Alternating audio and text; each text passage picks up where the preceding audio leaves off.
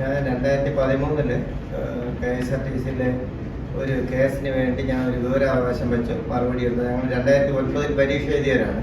അപ്പോൾ നമുക്ക് നിയമനം ലഭിക്കാതെ തന്നെ 2 കൊല്ലം കഴിഞ്ഞതിന് ശേഷം വിജ്ഞാപനം ചെയ്ത് അവരെ നിയമിക്കുകയും KSRTCയിൽ സ്ഥിരമായി 10 വർഷം ജോലി ചെയ്തു എന്നുള്ള അടിസ്ഥാനത്തിൽ 3386 പേരെ സ്ഥിരപ്പെടുത്താൻ പോകുന്നത് പത്രവാർത്ത വന്നതിന് ശേഷം 4017 പേരായിട്ട് ഉയർത്തുകയും ചെയ്തു. പക്ഷെ നാളിതുവരെയായിട്ട് ഞങ്ങൾക്ക് സീനിയോറിറ്റി ലഭിച്ചിട്ടില്ല.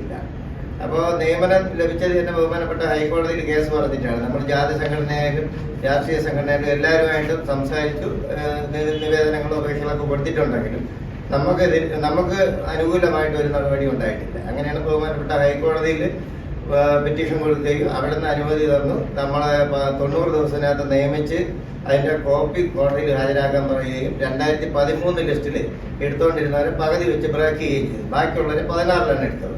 പക്ഷെ നാളിതുവരെയായിട്ട് ഞങ്ങൾക്ക് അനുകൂലമായിട്ടുള്ള യാതൊരുവിധ നടപടികളും ഉണ്ടാകുന്നില്ല. കോടതിയിൽ നിന്ന് നമ്മളെ എടുക്കാനായിട്ട് ഒരു ഓർഡർ ഉണ്ടായിരുന്നു. അപ്പോൾ നമ്മളെ ബിജു പ്രഭാകരൻ എന്ന് പറയുന്ന CMD ആണ് ഇരുന്നത്. പുള്ളിക്കാരൻ പറഞ്ഞു, പുള്ളിക്കാരൻ ഇരിക്കുന്ന സമയത്ത് പുള്ളിയുടെ ഓഫീസിലെല്ലാം തള്ളൽ കൂടുതലാണ്. അപ്പോൾ ഞങ്ങൾ 10 പേര് കക്ഷി ചേർന്നാണ് കൊടുത്തത്. അപ്പോൾ ഓരോ കോപ്പിയും നമ്മൾ സർവീസ് ബുക്കിനകത്ത് വയ്ക്കാൻ പറഞ്ഞിരിക്കുകയാണ്. അപ്പോൾ ഇത്രയും ദിവസമായിട്ട് നമ്മളെ സീനിയോറിറ്റി നിലവിൽ ഞങ്ങൾക്ക് യാതൊരുവിധ അനുകൂല നടപടിയും കാണുന്നില്ല. അപ്പോൾ ഈ വിവരാവകാശം കൊടുക്കുന്ന സമയത്ത് ഇൻഫർമേഷൻ ഓഫീസർക്ക് കൊടുക്കുമ്പോൾ പറയും അപ്പീൽ അധികാരിക്ക് കൊടുക്കാൻ പറയും, അപ്പീൽ അധികാരിക്ക് കൊടുക്കുമ്പോൾ ഇൻഫർമേഷൻ ഓഫീസർക്ക് കൊടുക്കാൻ പറയും, പിന്നെ കമ്മീഷനിൽ കൊടുക്കാൻ പറയും. അങ്ങനെ എല്ലാ സ്ഥലത്തും പോയി, പക്ഷേ മറുപടി കറക്റ്റായിട്ട് കിട്ടുന്നില്ല.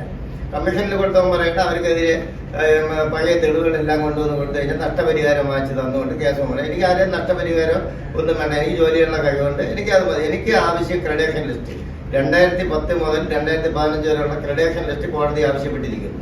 ആ ക്രെഡേഷൻ ലിസ്റ്റാണ് എനിക്ക് ആവശ്യം. അപ്പോൾ അത് വാങ്ങിത്തരുന്നതിന് വേണ്ടി ഇപ്പൊ ഈ ചാനലിൽ വന്ന് പറയേണ്ട ഗതികേടെന്ന് വെച്ചാൽ ഒരു വിവരാവകാശത്തിന് വേണ്ടി ഞാൻ പ്രസ് ക്ലബിൽ വന്ന് ഈ ചർച്ച നടത്തേണ്ട ഗതികേടാണ് ഈ പിന്നോക്ക സമുദായക്കാരെന്ന് പറഞ്ഞ വ്യക്തിക്ക് വേണ്ടിയുള്ളത്. അപ്പൊ ഞാൻ കേസ് പറഞ്ഞ 1146 ജോലി കിട്ടുകയും ചെയ്തു. എന്നാൽ നാളിതുവരെ അവർ കേസിന്റെ പൈസ പോലും തന്നിട്ടില്ല. അതൊന്നും നമ്മൾ നോക്കുന്നില്ല. പക്ഷെ എനിക്ക് ഇതിന്റെ കേസ് നടത്തിലായിട്ട് എനിക്ക് ഇതിന്റെ വിവരാവകാശം മറുപടി എനിക്ക് ഈ ഇൻഫർമേഷൻ ഓഫീസർ തന്നെ കിട്ടണം. ഇല്ലെന്നുണ്ടെങ്കിൽ ഇവർക്കെതിരെ ഞാൻ ബഹുമാനപ്പെട്ട ഹൈക്കോടതിയിൽ ഒരു കേസ് ഫയൽ ചെയ്യുകയും ചെയ്യും. ഇതിനു വേണ്ടിയാണ് ഞാൻ ഇവിടെ വന്നത്.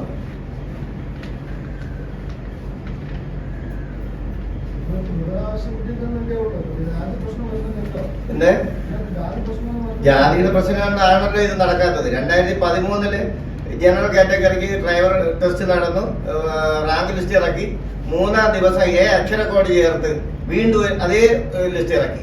അക്ഷരക്കോഡ് ചേർത്ത് വരുന്നവർക്കെല്ലാം സീനിയോറിറ്റി മുമ്പിലും ബാക്കിയുള്ളവർക്ക് പിന്നിലുമായിട്ടാണ് വന്നത്. അവര് പരീക്ഷ എഴുതിയ സമയം 1372 പേര് രജിസ്റ്റർ നമ്പർ തെറ്റായിട്ട് പൂരിപ്പിച്ചവരാണ്. അവരെയും ഇതിനകത്ത് ഉൾപ്പെടുത്തി. എന്നിട്ട് പോലും നമ്മളെ ലിസ്റ്റില് നമ്മളെ ഈ താമസം വരുത്തുകയാണ് ചെയ്തത്. പക്ഷം എത്രയാണ്? ഞാൻ 2004 5-ാം മാസം മുതൽ എംപാനലും 2010 മുതൽ 15 വരെ എംപ്ലോയ്മെന്റും 15 മുതൽ 4 വരെ PSC വഴിയാണ്. അത് ബഹുമാനപ്പെട്ട കോടതി ബന്ധപ്പെട്ടതുകൊണ്ട് ഇല്ലെങ്കിൽ ഇതിനകത്ത് വരികയില്ല.